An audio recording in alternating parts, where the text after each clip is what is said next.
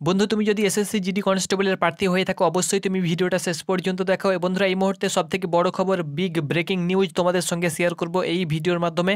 তুমি যদি SSC GD কনস্টেবলের প্রার্থী হয়ে থাকো ভিডিওটা মিস করবে না, অবশ্যই স্কিপ না করে ভিডিওটা শেষ পর্যন্ত দেখার অনুরোধ রইল। বন্ধুরা তোমরা যারা এসএসসি জিডি কনস্টেবলের পরীক্ষা দিয়েছিলে কিন্তু আবারও তোমাদের রি এক্সাম হতে চলেছে। 30 তারিখ তোমাদের কিন্তু রি এক্সাম হবে। এই মুহূর্তে সবথেকে বড় খবর, এই মাসের 30 তারিখ তোমাদের এক্সাম হতে চলেছে। কী কারণে তোমাদের আবার রি এক্সাম হবে, তোমাদের প্রশ্নপত্র কি ফাঁস হয়েছে, কী কারণে তোমাদের এক্সাম হতে চলেছে, সম্পূর্ণ আপডেট তোমাদের সঙ্গে শেয়ার করব। তোমরা অন স্ক্রিন অফিসিয়াল নোটিফিকেশন দেখতে পাচ্ছ। তোমরা যদি চাও তো অফিসিয়াল ওয়েবসাইট থেকে তোমরা কিন্তু এই নোটিফিকেশন ডাউনলোড করতে পারবে। তো এখানে দেখতে পাচ্ছ the computer based examination for constable GD in central arm police force CAPF SSF rifleman GD in Assam rifle examination 2024 was conduct by the commission from. তোমরা জানো যে তোমাদের 20/2/2024 থেকে 7/3/2024 তোমাদের পরীক্ষা হয়েছিল। অনেকে বলছিল কি দাদা 13 তারিখ বা 12 তারিখ পর্যন্ত পরীক্ষা হয়েছিল, কিন্তু না বন্ধুরা, তোমাদের 7/3/2024 কিন্তু পরীক্ষা শেষ হয়েছিল। আমি তোমাদেরকে যেমনটি বলেছিলাম যে 7/3/2024 তোমাদের লাস্ট কিন্তু পরীক্ষা হয়েছিল। তো তোমাদের কিন্তু আবারও রি এক্সাম হতে চলেছে। দেখতে পাচ্ছ 30/3/2024 কিন্তু তোমাদের সেই রি এক্সাম কিন্তু আবারও কমিশন কন্ডাক্ট করতে চলেছে, এবং তার উপরে কিন্তু আবার তোমরা পুনরায় অ্যাডমিট কার্ড পেয়ে যাবে, এবং তোমাদেরকে সেই সেন্টারে কিন্তু যে সেন্টারে তোমরা পরীক্ষা হবে সেই সেন্টারে কিন্তু তোমাদেরকে অ্যাডমিট কার্ড নিয়ে যেতে হবে। তাই এখানে বন্ধুরা তোমাদেরকে বলে দিচ্ছি, এখানে কিন্তু সেন্টার নেম তোমরা দেখতে পাচ্ছ, প্রায় কতগুলো সেন্টার এখানে দেওয়া হয়েছে তোমরা দেখতে পাচ্ছ। 81 সেন্টার তোমরা দেখতে পাচ্ছ। এই 81 সেন্টারের ক্যান্ডিডেটদেরকে কিন্তু পরীক্ষা দিতে হবে। আমি তোমাদেরকে বলে দিচ্ছি, প্রায় তোমরা দেখতে পাচ্ছ 16,185 ক্যান্ডিডেট কিন্তু পরীক্ষা দেবে। 16,185 ক্যান্ডিডেট কিন্তু এই পরীক্ষা দিতে চলেছে 81 সেন্টারের মধ্যে। তো এখানে দেখো আমি তোমাদেরকে বলে দিচ্ছি, দেখা যাচ্ছে কি আমাদের ওয়েস্ট বেঙ্গলের মধ্যে কোন কোন সেন্টার রয়েছে এখানে আমি তোমাদেরকে বলে দিচ্ছি।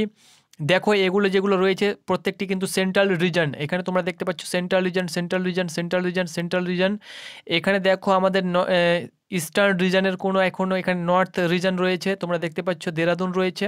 তার সঙ্গে সঙ্গে এখানে দেখো তোমাদেরকে বলে দিচ্ছি আমাদের ইস্টার্ন রিজন অর্থাৎ কলকাতা, আসানসোল, বর্ধমান এবং কল্যাণী, বহরমপুর যেখানে পরীক্ষা হয়েছিল শিলিগুড়ি। আমাদের ইস্টার্ন রিজনের কিন্তু কোনো কোড এখানে দেওয়া নেই, অর্থাৎ তোমাদের ভাগ্য ভালো, তোমাদেরকে কিন্তু রি এক্সাম দিতে হবে না। এখানে দেখো ইস্টার্ন রিজনের একটা রয়েছে, সেটা হলো হাজারিবাগ রয়েছে, যেটি ঝাড়খণ্ড। অর্থাৎ তোমরা জানো যে আমাদের ইস্টার্ন রিজনের আন্ডারে উড়িষ্যা, ঝাড়খণ্ড এবং ওয়েস্ট বেঙ্গল পড়ে, এবং আন্দামান নিকোবর দ্বীপপুঞ্জ। তো এখানে দেখো ইস্টার্ন রিজনের মধ্যে শুধুমাত্র একটা আইকনই রয়েছে, অর্থাৎ দেখতে পাচ্ছ আইকন ডিজিটাল জোন আইডিজেড হাজিরাবাগ, যেটি ঝাড়খণ্ড। তো এখানে দেখো সেটাই কিন্তু তোমাদেরকে, সেখানে কিন্তু তোমরা দেখতে পাচ্ছ 143 জন 4টি শিফটে ক্যান্ডিডেট এবং 143 জন প্রার্থীকে কিন্তু পরীক্ষা দিতে হবে। তাছাড়া এখানে ইস্টার্ন রিজনের কিন্তু আর নেই, ইস্টার্ন রিজনের কিন্তু আর নেই, দেখতে পাচ্ছি না। এখানে দেখাচ্ছি আমি আরও ইস্টার্ন রিজন, সব কিন্তু সেন্ট্রাল রিজনেরই কিন্তু এই ঘটনা ঘটেছে। Western reason, north reason, central reason, central reason, central reason.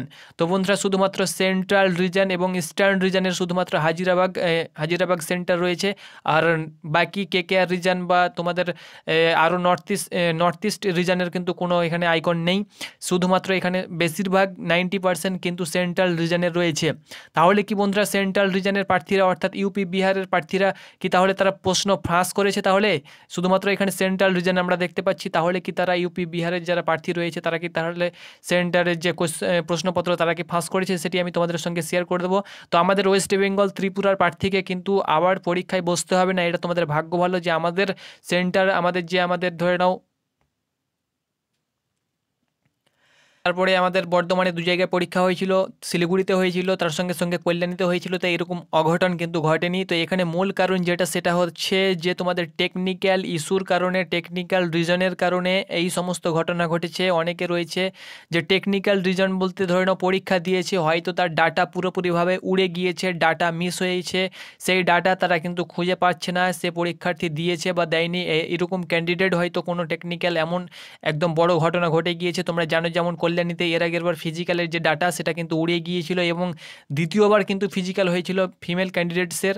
সেরকম তোমাদের পরীক্ষার যে সব সেন্টারগুলো আমি দেখালাম 82খানা সেন্টার, সেই সব সেন্টারের প্রায় 16,185 প্রার্থীর ডাটা কিন্তু রিমুভ হয়েছে। তারই উদ্দেশ্যে বা তার জন্যই কিন্তু তোমাদের রি এক্সাম কন্ডাক্ট করতে চলেছে কমিশন। শুধু এই কারণের জন্যই তোমাদের অ্যান্সার কি কিন্তু লেট হতে চলেছে। তোমাদেরকে আমি যেমনটি বলেছিলাম যে 1 সপ্তাহ থেকে 10 দিনের মধ্যে এসএসসির প্রত্যেকটি তোমাদের অ্যান্সার কি জারি করে দেওয়া হয়ে থাকে। এমটিএস বলো না কেন, সিজিএল, সিআইএইচএসএল যে কোনো পরীক্ষা বলো না কেন, আমরা প্রায় লাগাতার 4 থেকে 5 বছর ধরে দেখে আসছি এসএসসি তার প্রত্যেকটি অ্যান্সার কি 7 থেকে 10 দিনের মধ্যেই কিন্তু জারি করে দেয়। তো এই কারণের জন্যই কিন্তু তোমাদের অ্যান্সার কি বন্ধুরা আসছে না, একসঙ্গেই কিন্তু সকলের অ্যান্সার কি চলে আসবে। তো এর মধ্যে 90% কিন্তু সেন্ট্রাল রিজনের, অর্থাৎ ইউপি, বিহার সেন্ট্রাল রিজনে পড়ে এবং দিল্লি। তো সেন্ট্রাল রিজনের কিন্তু এরকম ঘটনা ঘটেছে। প্রায় 16,185 ক্যান্ডিডেটস কিন্তু আবারও এক্সাম দিতে চলেছে। তার যে এক্সাম সেটা কিন্তু 30/3/2024 তারিখে বন্ধুরা হতে চলেছে। তাদের জন্য কিন্তু আলাদাভাবে আবারও পুনরায় অ্যাডমিট কার্ড এবং নোটিফিকেশান সমেত বিভিন্ন আপডেট কিন্তু অফিসিয়াল ওয়েবসাইটে তোমরা কিন্তু দেখতে পেয়ে যাবে। তো এটিই ছিল আপডেট এবং তোমাদেরকে এখানে সাফ বলে দেওয়া হয়েছে যে কোনো আপডেট তোমরা কিন্তু রেগুলার কমিশনের অফিসিয়াল ওয়েবসাইটে তোমরা কিন্তু দেখতে পেয়ে যাবে বা আপডেট পেয়ে যাবে। আমাদের কিন্তু ওয়েস্ট বেঙ্গলের প্রার্থীদেরকে কোনো রকমভাবে এক্সাম দিতে হবে না। তো এটি ছিল আপডেট। হয়তো তোমাদের প্রশ্নপত্র ফাঁস হয়েছে বা ফাঁস হয়েছে কি হয়নি এর উপরে কোনো নির্দেশনা এখানে দেওয়া নেই। তবে এখানে তোমাদের যেটি বলা হয়েছে সেটি হলো টেকনিক্যাল ইস্যুর কারণে কিন্তু পুনরায় এক্সাম হতে চলেছে। ধন্যবাদ।